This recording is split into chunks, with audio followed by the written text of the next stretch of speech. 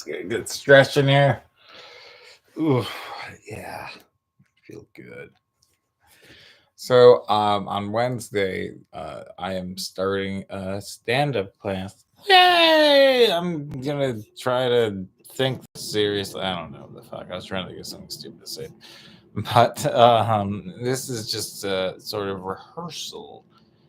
Because there's a strict criteria homework assignment. Not really, but um, sorry, I'm just messing with the script so I can read it all easily because practice makes perfect, and so I haven't practiced, obviously.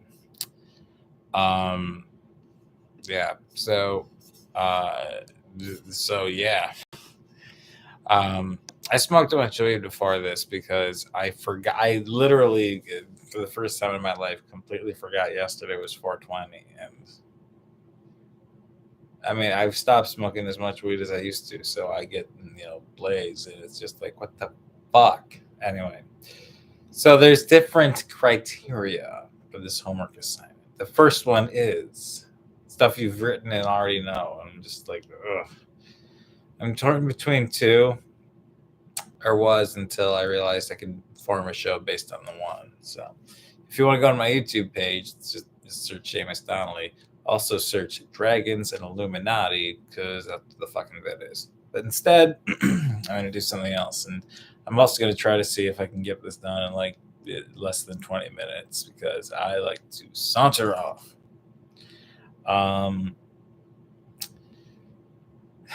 It's like a text. Yeah. Let's try to answer the text and do the bit at the same time. So here's a bit that I rehearse all the time, and hold on, it's my girlfriend. I'm gonna talk about her later. Let's see. She says, "How's your day going?" It's going good. Got out of work pretty early, and working on rehearsal is the autocorrect. I'll leave it alone. That's fine. For the stand-up class, I am starting on Wednesday.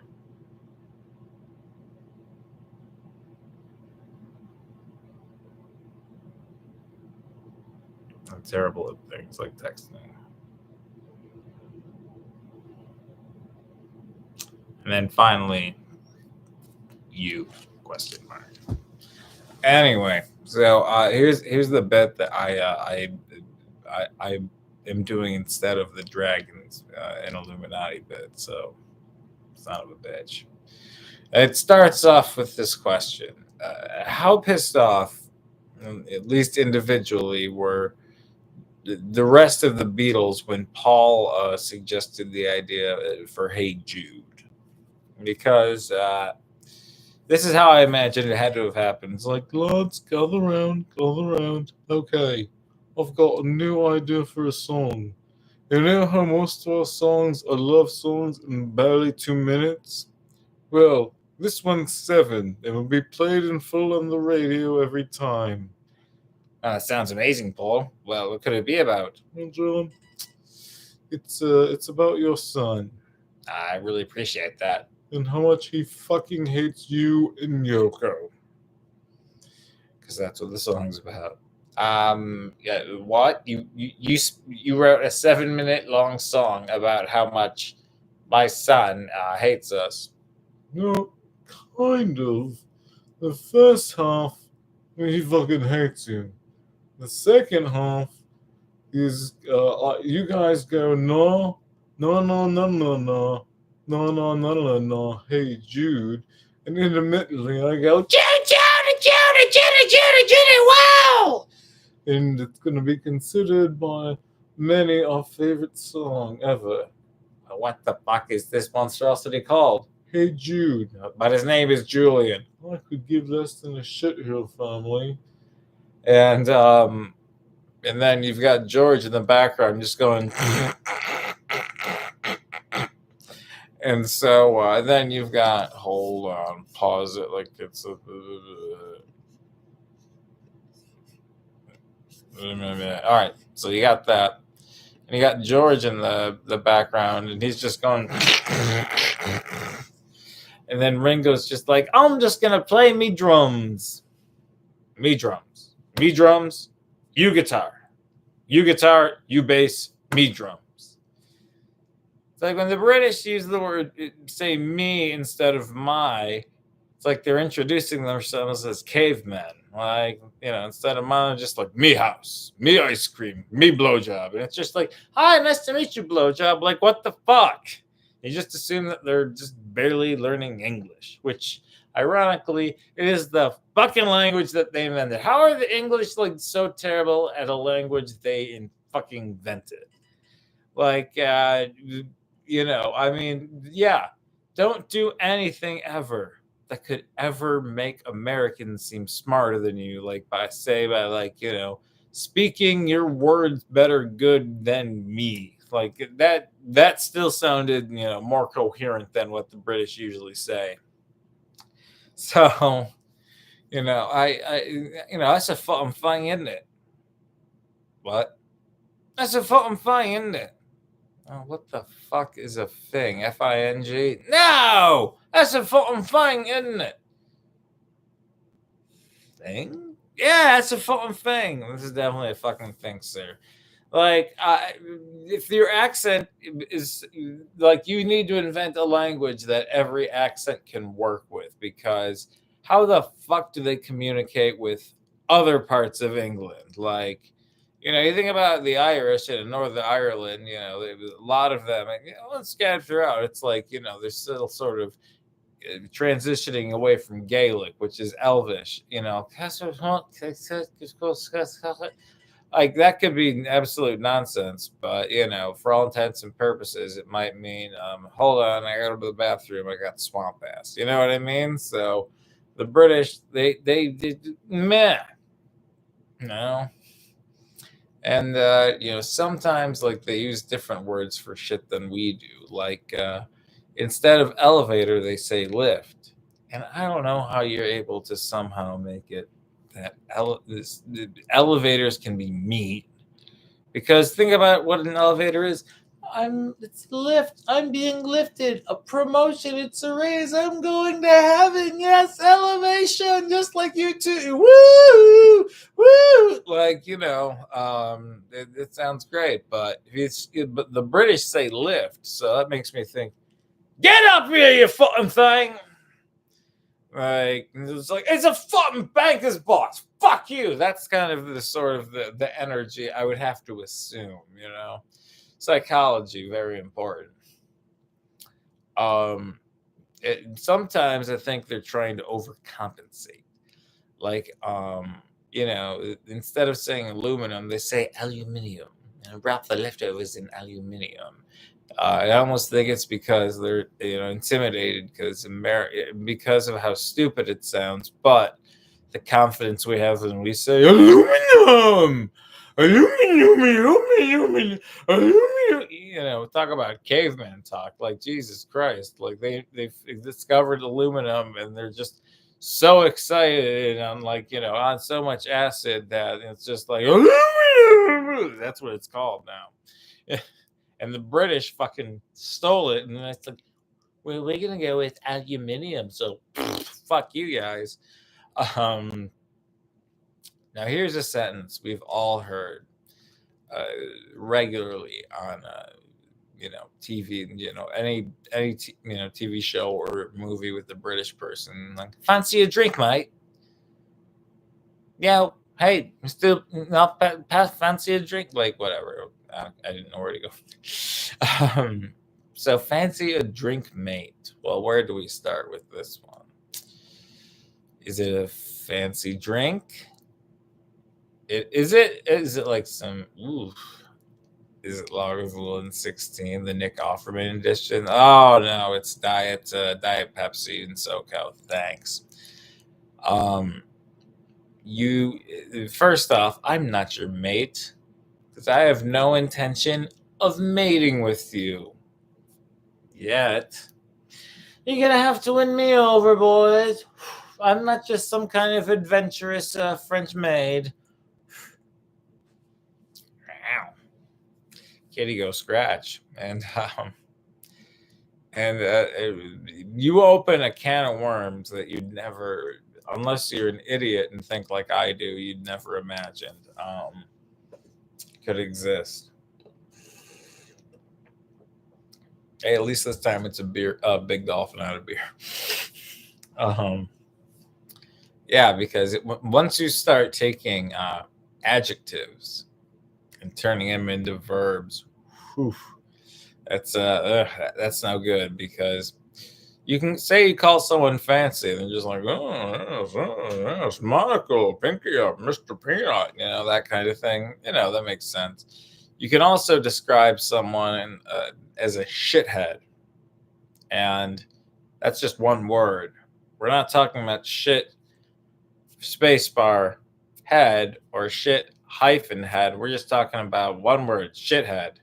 We're not saying like you got some shit head. It's like, man, they use their teeth way too much, man or woman. So it's just like, no, no, no, no. I mean, it's shithead, and you can use your imagination from there. That's an act now. And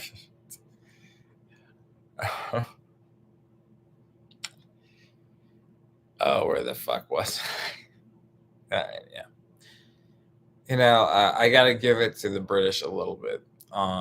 They hate themselves on a level Americans need to, and you can tell based on their comedy. Because when they make fun of themselves, this is literally every single British joke. It's like, huh? Isn't it funny we're a bunch of racist conservatives? I guess. I mean, I'm a democratic Marxist, so unity is the whole point, though. So you got me there, sir. Maybe I should have more respect for you. You're a different culture. Well, that's all laugh, isn't it? Damn it, he did it again. Because he turned laugh into a noun. And the act of shithead would be a noun itself. So, fuck. These are some perverted bastards. There's no question about that. And it's not a laugh, it's a joke. What you do is you laugh at the joke. Just like when I think about how ridiculous you are, I go, I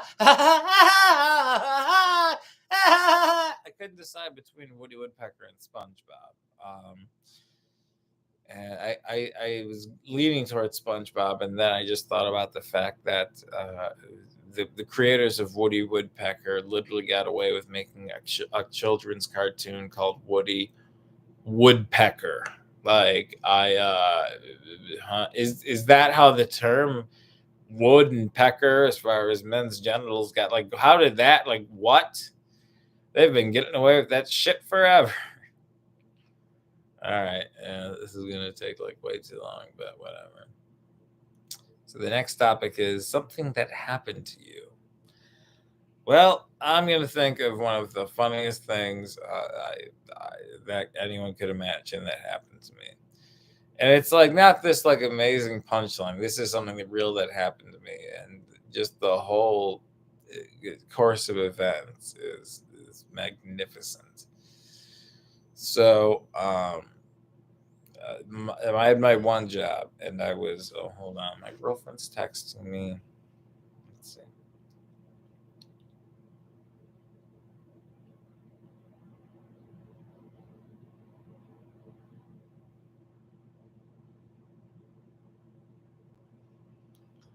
She said, "I'm sure you're doing great in your class, baby." 3 heart emojis.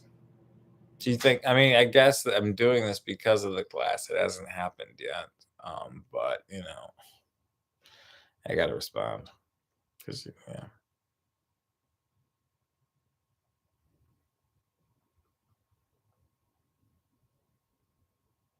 There's so much baby. Period.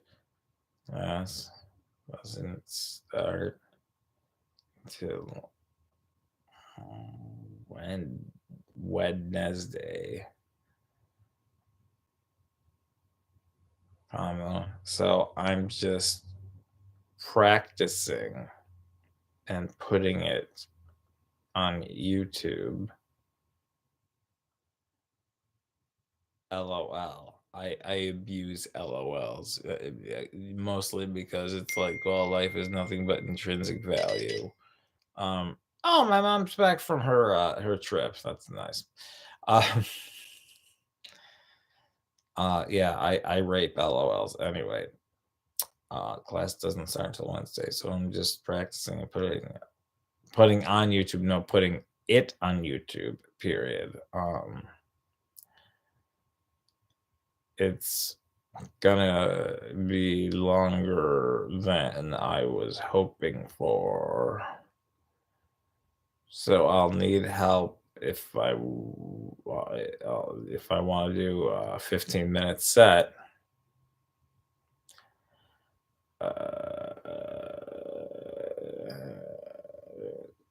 Yeah, but including these texts, uh,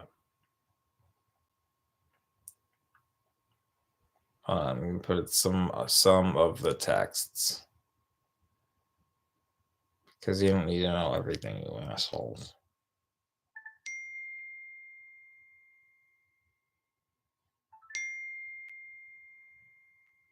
And reading out loud the sweet ones.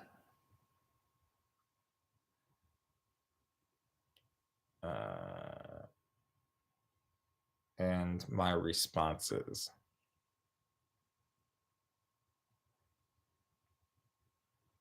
Like this my mom just got back. Yeah, it's my family on it, but it's not. It's conversation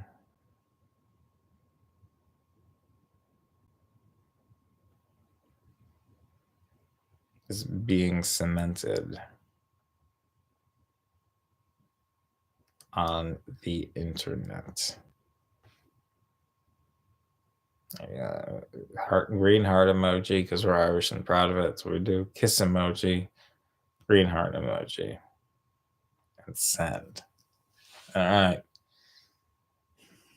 I think we nailed it. So something that happened to me.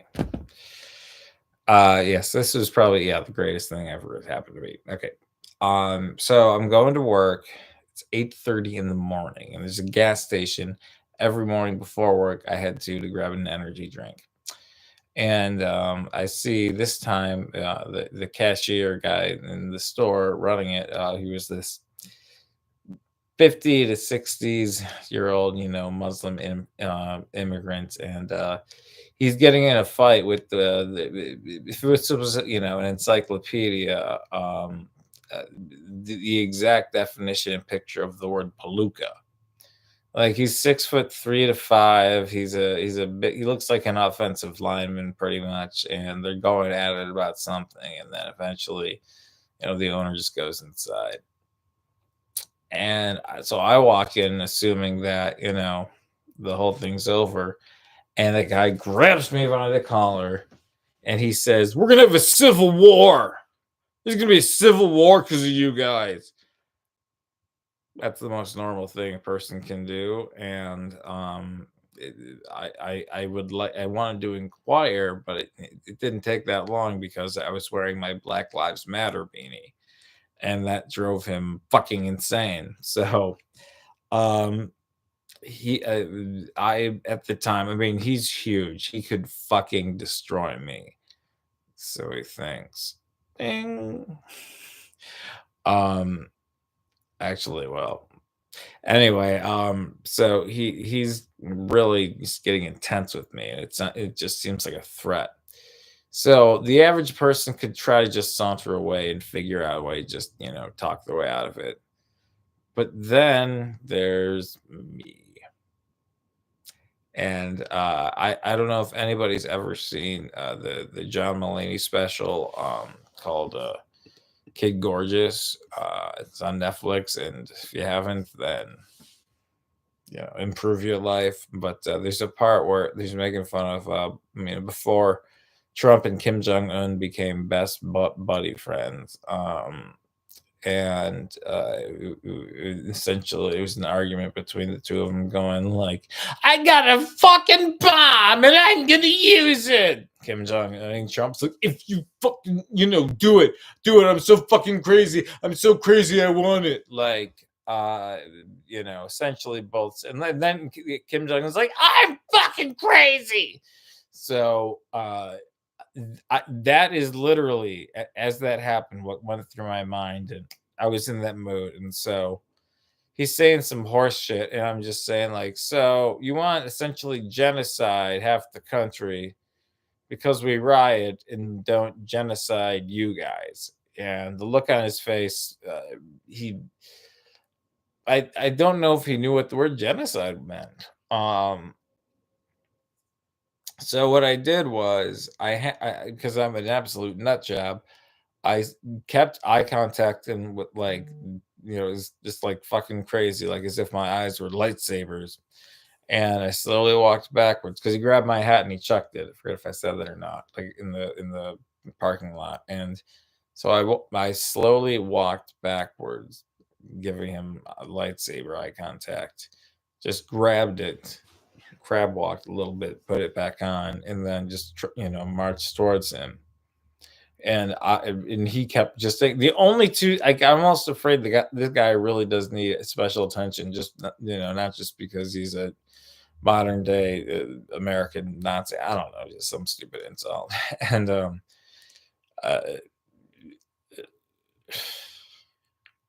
yeah, so that's the only two sentences he could say. Sorry, I'm forgetful.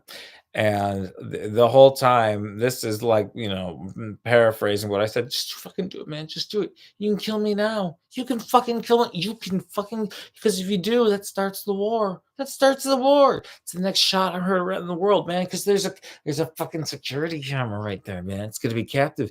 You're gonna go to jail, but you're gonna be a hero. And then other guys are gonna fucking kill other fucking snowflakes like us. So what do you want to do, man? You can do it. It'll be just like Trump. There'll be, people. If he's president again, he'll pardon you, and you're gonna be on his staff. So all you gotta do is fucking kill me, man. I want it so bad. All you gotta do is kill me. You'll start the civil war. You'll start it. Where all us liberals will die. We will die. That's what you want, right? So you can start it all right now. Just fucking do it. He made a face that he had not yet. I mean, I've got mental illness, but it's never worked to my benefit more than that, because I scared the piss out of him. I really should have just looked at his dick before he left. But I was thinking, because he's the one that sauntered off, and he was still saying Civil War riots, like he did not see that coming. And I'm like, do I act more crazy? Yes. But variety is the spice of life. So I say to him, as he's just like, fuck the fuck up. Well, sir, I hope you have a wonderful rest of your day, and I'm glad we could have this political discourse. I wish nothing but the best for you and your family and loved ones. Paraphrasing, but I said that in that voice. Oh, it was like he still was sauntering, but he was power sauntering. Like, he didn't want to show that it's just like, I lost the demon. So it's already over 23 minutes, and whatever. It's a whole hour stand-up special, maybe. I don't know. So I go into the gas station finally. And I talked to the clerk, and I'm just like, what the fuck was that? We know this guy's a racist asshole. So I say, because I'm white and liberal and need minorities and the disenfranchised to know what an ally I am. I was just like, that must have been extra terrible, and what I'm implying. And that must have been fucking awful. Like, I must have been like, and the guy said, as in, like, I've been in this country long enough to shrug uh, what shouldn't be called casual racism, but extremism is now casual for racists, and they're just like, finally, it's about time. You know what I mean? So uh, that he literally shrugged it off as if he was like, that's a living. Like that's the most depressing thing ever. So I asked him though, what was the quarrel about? And here comes the punchline. Best thing anyone's ever said to me ever. Well, we forgot to take down this sign on the door because there was a sale on Bud Light hard seltzer 12 packs, and the sale's over. And instead of being 11.99, it's 12.99. Yep. This giant fucking Richie Incognito Palooka at 8:30 in the morning was pissed off that it cost an extra dollar to get his Bud Light hard seltzer 12 pack. Now I don't know if this is appropriate language to use anymore, but that's the pussiest drink on the fucking planet.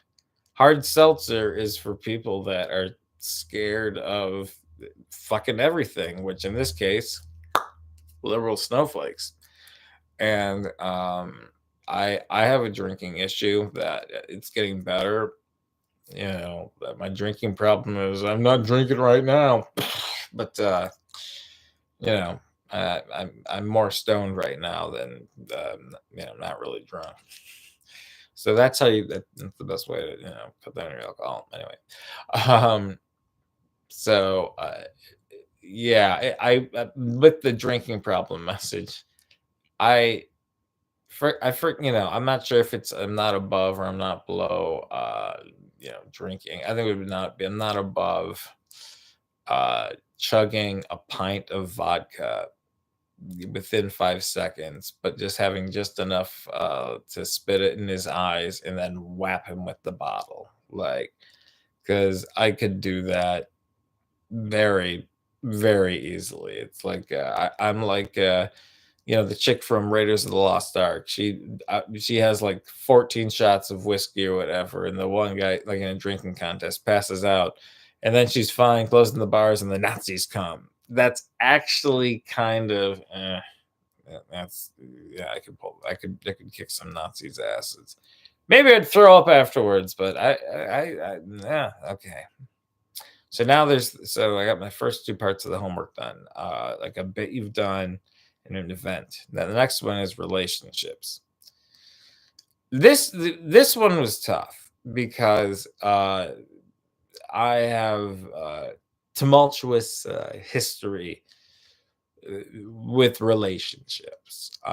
In that my first kiss, I was the age and amount of years as what used to be the legal age for buying cigarettes and alcohol in Canada, 19. Yeah, I did not look like this. I had, classic Irish syndrome of looking, still like my toddler face, but on a 6'1", and before like, big old, I'd say like maybe around a Brian Posehn body, and a little bit chunkier, yeah, just off the top of my head. But and just like that goth kid that I wasn't goth, but I came off of it because I wore nothing but black, and I would just give you eye contact, and I wouldn't be real. Like that's I don't know. I was very strange until I smoked weed, but at the same time, the toddler face, cure was there. And I started smoking cigarettes, and swear to God, part of it was just like to accelerate the aging process of my face. Now it's like I look like I'm 33, but maybe could even play 27 in a movie. Um, but yeah, and then I lost my virginity to my ex-wife. And when we first got together, I said that I was, an accomplished artist, and I was great at eating women out.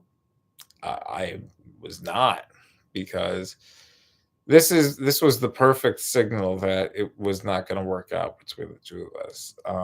Because I had never been, next to a woman's vagina, and things certainly have changed in the interim. But I used to, and I still do it, cans of tuna. I could not stand the smell of seafood. So, unfortunately, as soon as I stuck my head there, I started to gag, and she already had low self-esteem as it was.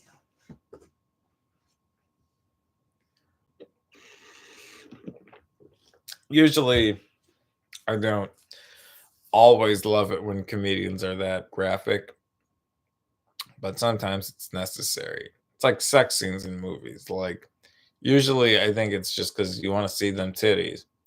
But, like in Oppenheimer, the whole "I am become death" thing, that you needed to see that guy fucking for that. So, yeah, it went great. And look, here's the thing. Uh, there are memories that I have I would never in a million years trade away, and the two biggest ones, honestly, are our wedding and our honeymoon. It was absolute bliss. We can't be together anymore, but I know who she is. I just want, it's a disclaimer. I know who she is deep down. She's a really good person that just had the most, one of the most fucked up lives imaginable, and just needs help that she's really never gotten, enough of. So, that being said, she got me into astrology. Like, I think it's a science at this point. And there's a website where it's just like you put in each other's sign, and it tells you your compatibility. I'm a Libra, and she is a Cancer, so not a great start. And we plug it in, and it turns out that's the worst possible relationship combination you could have. And we looked at each other just kind of like, no, we're in love, but we know that this is fucked eventually. And I did some really shitty shit at first. I did. She did a lot of shitty shit later. It wasn't, it. I wouldn't take back it because of the butterfly effect and where I am now in my life compared to, levity. Yeah. But yeah, I mean, she was a handful. Um, and so after her mother died, she really just, couldn't stay composed or anymore, and she was unable to get a job for years. And we were still kind of together, and then the pandemic came, and then, she said, like, we're not, husband and wife, but we still slept together, and blah blah blah blah. The whole, it kept going and escalating to the point where I was housing her a couple years after we broke up, and she beat the shit out of me and threatened to kill me. So that was fun. She beat the shit out of me on 10 occasions. She threatened to kill me on four, and I'm pretty sure tried to on two of them, and then was just like, man. She broke four pairs of glasses. And so, yeah, but I bring all that up because I know that I would uh, absolutely get the role of a victim on Law and Order SVU. Like, there was no sexual assault, but I think that, I could just, shift gears and just be like, oh, this was fucked up.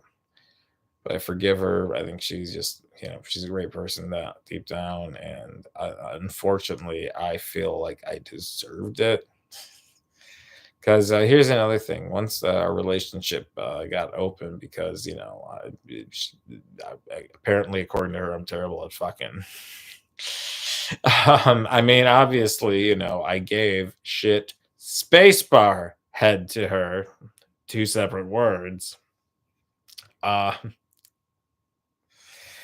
she we opened our relationship so she could finally get some nice dick, and she would show me pictures of the guys, like, dick pics that they sent her, and at this point, I accepted the relationship was over, and, like, it was before, like, we were friends with benefits for a minute, and she'd just be like, "Look at this guy," and it would look like the size of, like, the pipes in Super Mario Brothers, where like, she got some BBC right there. And so I wasn't jealous. I'd be like, "Damn, girl, it's fucking awesome." So she was getting, these guys were gorgeous. It's like, why aren't I at least bisexual? Look at that motherfucker. Like, and definitely out numbered me as far as, I think I'm a solid 6.5 to 7, and they were with, yeah, dicks longer than like an ice scraper, like here in Buffalo, obviously during the winter we got like a snow brush, there you go, because it's got the ice scraper, like around that size, but just thicker. And I thought it was hysterical, and so that was our relationship, and then things took a turn, but nah. And I while she was getting, the best fucks of her life, I got catfished twice. It's taken me a while to try to want to say that publicly and make fun of it, but I've gotten to that point, and because the second time I thought it was Saint Vincent, and I sent them a lot of money. And I feel like they hacked her phone because they would like announce events and interviews quicker than she did on social media. But eventually it was like, no, no. And yeah, I spent a year and a half thinking that, yeah. So now it's a miracle that I have a new a partner, and we plan on spending our lives together. And she's hopefully gonna move here to Buffalo soon. But she's got some quirks, and the way we met and stuff is just like, huh. She is a licensed hypnotherapist, like literally the swirling woo woo woo woo woo kind, and she's really good at it. And I think she's beautiful, and I think there's so much of her. But it's like, say, like, she hypnotized me to fall in love with her, but I don't give a shit if she did. Then there you fucking go. But and she won't tell me what her exact IQ is because she's ashamed of it, and it's just like, fuck.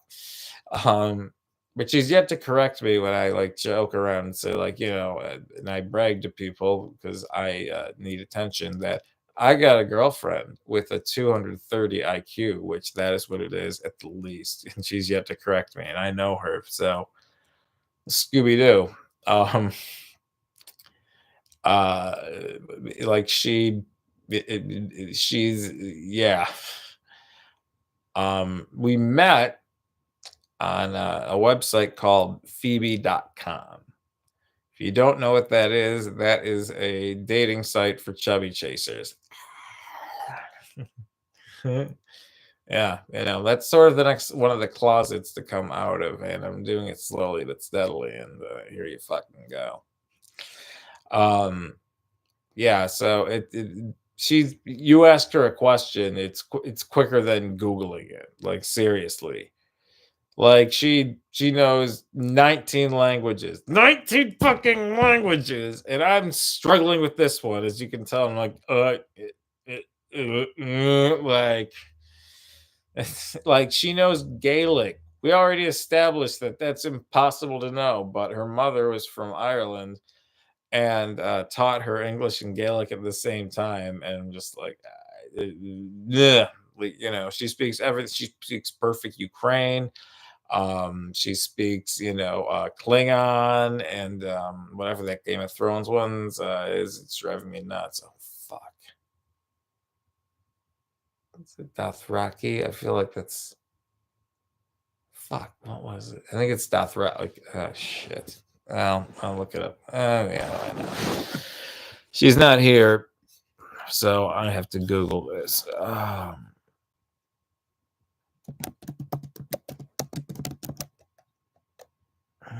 Game of Thrones.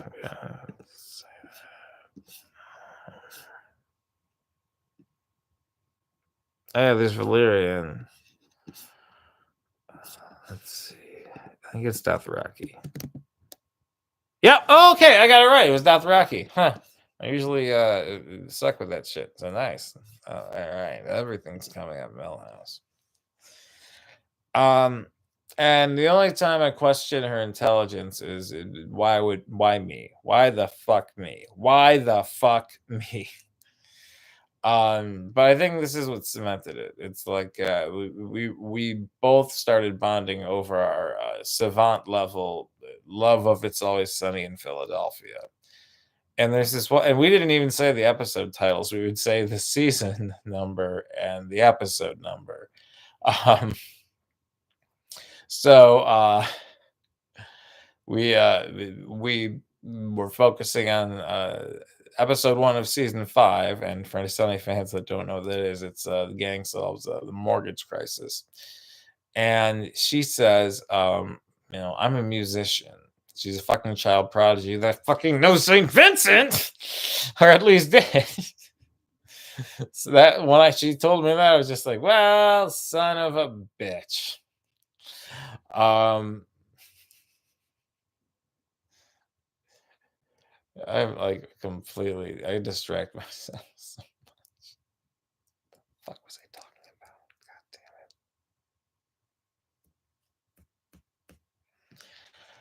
it. I forgot what I was talking about.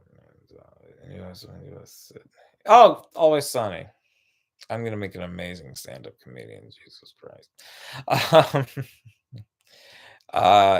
She said, during the theme song for Gang Solves the Mortgage Crisis, which obviously is, season 5, episode 1. Who doesn't know that?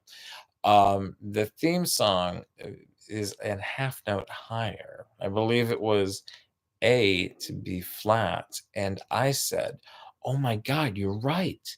Because when Dennis was talking about raping a mother and murdering their kids, which, that's why it's a great show, his voice sounded a little bit higher. We both knew that the one episode of Always Sunny, the audio was fucked up for that reason. And you know what you call that? Love at first Skype. That's not good about the memory failing thing, but whatever. Next one, work. I'm gonna have a full stand-up special, man. So my college degree is called television film arts, and essentially I went there and got in there. It's a prestigious program, because I wanted to go to college to be able to say this stupid shit for money, which is just like, and you think about the job market, everybody needs stupid shit sayers, everyone. And I started college in 2008, the same year as the recession. So perfect. You know what I mean? Thank God my fucking parents paid for that shit. And so I was a television film arts major, and I got in, and it's tough to get in, especially as a freshman, because it was the first year it was done, and a lot of other, juniors, sophomores, seniors, like mostly juniors and seniors were the students there and got in. So it was pretty cool. So me and my parents were celebrating, and we assumed that all you got to do is you get that degree, you go to fucking 30 Rock in New York, you slam it on Lorne Michaels' desk, and he looks at you and just like, where have you been all my life? And he takes Colin Jost's resume and he throws it in the trash. All right. That's kind of what we thought. Not quite. So I've had a plethora of jobs, and I was in management for a while, and some bullshit happened, and I do not miss it. I've got this amazing new job called beverage merchandiser. I get to go to grocery stores and shit and make sure that that soda and Polar and domestic beer I don't like drinking. We got Sierra Nevada, but that's pretty much it. If you're in the west, if you're in the area, we also do Ithaca, so we do Flower Power and Guinness. That Guinness and Corona, those are good ones. I think trailing off is the best thing right now. No, it's not. Um, Unfortunately, I have to go to my least favorite place on planet Earth, and it was before I even had to start going there regularly, and that is Walmart. You think about this slogan, Walmart low prices. I got some better ones. Walmart, where your last shred of hope of humanity goes to die. Walmart, why not? Not saying why not, which would make a lot of sense, since it's just like, why don't you just buy it, let Satan take your soul away even more and pay him for it. It's instead of why not question mark, it's why question mark not period. And it's like, almost like the British caveman way. It's just like, why Walmart? And the answer is not, as opposed to why or why Walmart, and the answer is should. Like there's why Walmart not, why Walmart should. um Next one, Walmart. If you're white and you're inbred, come on down. It's like you're the next on the Price is Right. Like, look at look at the fucking faces of the shoppers, the white shoppers. Oh, look at their fucking arrangements. That gene pool has never been chlorinated or even skimmed. Like, come on, like. Bring up Sonny again, the McPoyles kind of territory. They all fucking clean. It's a shame because minorities like have to shop there because they can't afford it anywhere else. But you see the white people there, you're just like, you know, white Walmart. I hate you, Walmart. Fuck you, Walmart. Why haven't you killed yourself yet, or at least kill me, so one of us could have eternal bliss? Walmart. Son, this is the third intervention in just as many years, and I keep going back on my word, but I can't keep enabling this. Like you're tearing your life apart. You're tearing your mother and mine apart, and we can't afford to keep giving you money because we know what you're gonna do with it. And until you get, I hope we take this offer, but until you can prove that you're clean, I can't be in contact with you, because God knows I'll give you money. I know what you're gonna do with it. This is for the both of us, and I hope you understand. I'll always love you, and that'll never change, and I'll never waver. I'm gonna think of you even more than I do every day. So I hope you really take this chance that we're giving you right now, because if you don't, your life is going to change substantially. But at the very least, in the meantime, you can shop at Walmart. Yay! Like, let's make more sense to me. Next one, family. If there was a biopic made of me, if I know who to cast is my family. My mother, Mariska Hargitay, Agent Benson, the one that's taking care of my fucking SVU case, and my mom, she's a white tiger mom. There's no question about that. So she's gonna get some shit done. My father is essentially a combination of Bernie Sanders and Ned Flanders. Like, so Bernie Flanders and Ned Sanders. Took me a minute to figure that one out. Damn. And it's not like that Paul F. Tompkins, and my dad believes in God and heaven, but he knows that a lot of the Bible is not everything except for God, heaven, maybe Jesus, is absolute horseshit. I think my dad's probably against the whole slaughtering children part, So wondering which you would come here. She's my partner in crime when it comes to this stuff. But he's like Stephen Colbert, and just like, there's some good stuff, but no. And Paul could pull that off, and he's got the famous Donnelly Gap, like me and my dad and my brother have. So you need to have someone with the gap. My brother, we're gonna have to CGI to make him look younger, but there's no one else possible than Kurt Vile, and which he's showing her ass again. Okay, I couldn't see like based on where the camera is if you could see the anus or not, but which thank you very much. My brother will be Kurt Vile because we need someone that uh, has went to graduate school for not giving a fuck.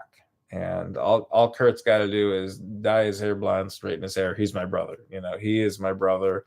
He doesn't have a gap in his teeth, so we're gonna have to take a screwdriver and go like that. But the odds are he might be fucked up enough to like not give a shit. So we can work from there. And for me, the first homeless schizophrenic you can find with locks like these. I'm not schizophrenic, but that's the exact energy I want for the person to play me to be. So I trust casting for sure. It's interesting because it's like my family. They spoil the crap out of me. My parents are both psychologists. My mom is a renowned neuropsychologist. That means she focuses on the brain itself at the VA, Veterans Hospital. And my dad is he's a professor at Canisius College around here. Has a fucking Division I NCAA hockey team. So motherfucker. And he writes textbooks, and he talks about psychoanalysis, like if that's the right word, tell me now, but like studies and stuff like that, for psychology, like the most boring stuff imaginable, but very important. Um, like I said, Mary Flanders, Ned Sanders, but yeah, my parents are psychologists, so that's why I'm so fucked up. But it, I was at the store like a couple of weeks ago. This is an absolutely true story. And I see a mother and daughter, and the daughter is this adorable little 4 to 7 year old. She just, she should have just had a beacon of light surrounding her. And she's with her mother. And this is verbatim because you cannot hear this and not have it scar you mentally for life. The little girl said to her mother, and this was so casually, this was like literally as if she had to say like, so I took this one piss the other day, and you know what, I kind of enjoyed it, like that sort of energy. She said, so she said that you told Dad that I'm useless. She said, you told Dad that I'm useless, and you're making me feel like you wish I never was born. That happened. That fucking happened. That fucking happened. Again, the little girl said, she said you told Dad I'm useless. I was about to say fucking useless, but might as well have. So where do we start there? Like, who is she? Who is she? Is it fucking aunt, babysitter? Like, his mistress? Who? And she said it just so common casually, like, so do you think I'm useless? I'm 4 to 7 years old. I'm pretty useless. I can't do anything to help the economy. I can't work a jackhammer. Like, I don't know, and so I think she was just inquiring. So how did the mother react? Did she say like, sweetie, that's ridiculous. I love you more than anything. You're my angel. I would never, ever say that to you about anything like that. You are beyond, you are useful. I can't live my life without you. Like, so on and so forth. Do you think that that's what she said? Not quite. What she said was, her eyes going straight, making sure to avoid all eye contact, and grabbing her daughter and just fleeing the scene. Like, she realized how many people heard her say that she said you told Dad that I'm useless, and she just like, she was like holding her daughter's hand, like she might as well have been like a pirate's flag on the high storm, just like going woo, you know what I mean? Like, and I think to myself, well, that's shitty parenting, or is it? Because I think she's gonna take that stuff, and her her childhood, and she's going to become this amazing female CEO, like a good Jeff Bezos. She's going to be not part of the 1%, but part of the 5%. She's making that amount of money, but she's solving world hunger. She's helping to end climate change. She's lobbying Congress to stop sending arms to other countries that will eventually go to war with. Like, she is going to save the fucking world, and she's going to be the top 5% because she deserves to have some luxury. She did a great fucking job. That's what's going to happen, because she's always going to remember, oh, I'm useless. All right, well, fuck you. I'll show you who's useless here. All right. And my parents were so loving, and they took such good care of me. And, well, I'm a 33-year-old beer merchandiser with borderline personality disorder, and apparently I give shit. Spacebar head. So who's the, I love my parents more than anything, but you might have to just, put their parenting into question. Aging. I'm hoping, going ahead, that the older I get, the less maturity I retain. I would really like to, I still probably, I don't verbally brag about my immaturity, but it's like, you think about Jerry Seinfeld. He's in his 40s, and he's on Seinfeld. He's bragging about his immaturity. That's kind of what I want to go for. You know what I mean? Like, earlier today, I heard on the radio. I was at the store, and it was Dexy's Midnight Riders, and so when they sang "Come On, Eileen," my immediate thought was, well, if that's what she wants, like, I always strive to be a gentleman, after all. You know what I mean? So fuck's Eileen. So my dad is 70. He just turned 70 a couple weeks ago. My mom, shortly before that, turned 67.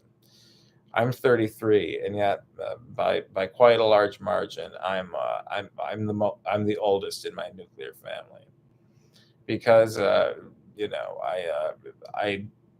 since I was like about 16 years old, and I started to write music that as an adult I still play and think was good enough. It wasn't like some stupid shit. Like, I really started get going and writing some comedy that was really stupid, but some of it not terrible, and just got my wheels going. You know what I mean? And as I was doing this, my entire thought process was just like, oh, gee, mister, one day Bob Dylan and/or Trent Reznor and Roger Waters, St. Vincent, is going to hear my music, and I'm going to make it.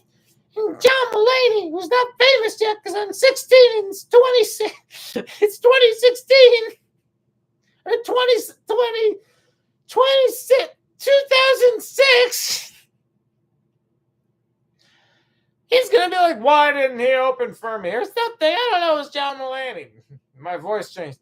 And then next thing you know, the ghost of George Carlin's going to come, and it's going to be like, woo, shit this fucking cocksucker motherfucker and tits, woo, fart turd and wad, woo. It's all because I'm going to be that awesome. Again, Lorne Michaels, Slam, Weekend Update, you know what I mean?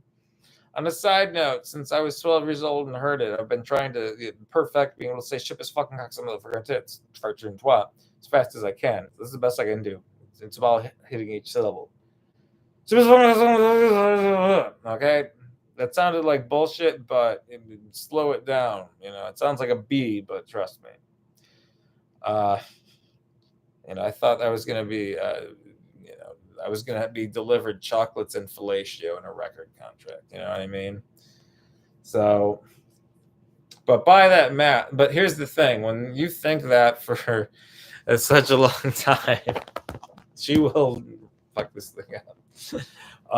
You age much quicker. Like, you age 4 years in normal year. So every season you age a year. Like, so since I age 4 years every year, my age, I believe, is somewhere between 85 and 100. So I'd far surpass, like, I'm much older than my parents. And there's going to be no end in sight. Like, if I am pretty much at the point where just like, one of these days I'm not going to get catfished by St. Vincent, that kind of thing. You know what I mean? average merchandiser that doesn't give great cunnilingus. That's me. So, to sum it all up, I hope that this almost was a learning experience for all of you as much as it was for me, because I realized that now is the time to let the world know that